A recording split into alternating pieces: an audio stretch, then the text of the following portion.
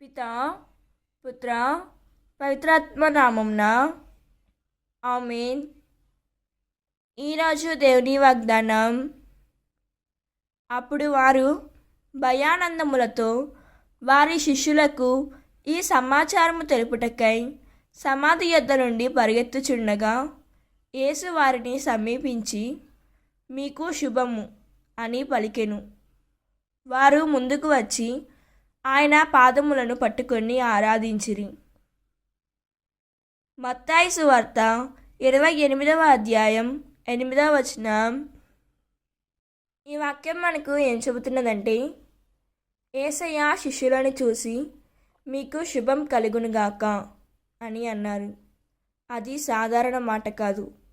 మన కొరకు శ్రమలు పడి పునరుత్థానమైన దేవుని యొక్క ఆశీర్వాదం. శిష్యులు ఆయన దగ్గర వచ్చి కాళ్ళు పట్టుకొని ఆరాధించారు. మరి మనం యేసయ్య మన జీవితంలో ఉన్నాడు అని చెప్పుకుంటూ జీవిస్తాం.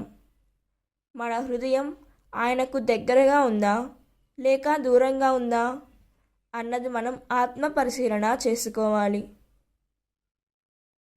దేవుడు ఈ వాక్యం వింటున్న ప్రతి ఒక్కరిని దీవించునుగాక.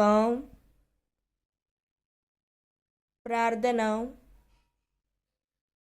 ప్రభువైన యేసయ్య, నీ సన్నిధికి వచ్చి నిన్ను ఆరాధించే హృదయం మాకు ఇవ్వుము. నీవు చెప్పిన ఆశీర్వాదమైన శుభం మాకు కూడా కలుగునట్లు చేయుము తండ్రి. మా జీవితంలో నెరవేరునట్లు కృప దయచేయుము యేసయ్య. నిన్ను నిజంగా ప్రేమించే, నిన్ను వెంబడించే విశ్వాసం మాకు అనుగ్రహించుము తండ్రి. ఆమేన్. God bless you.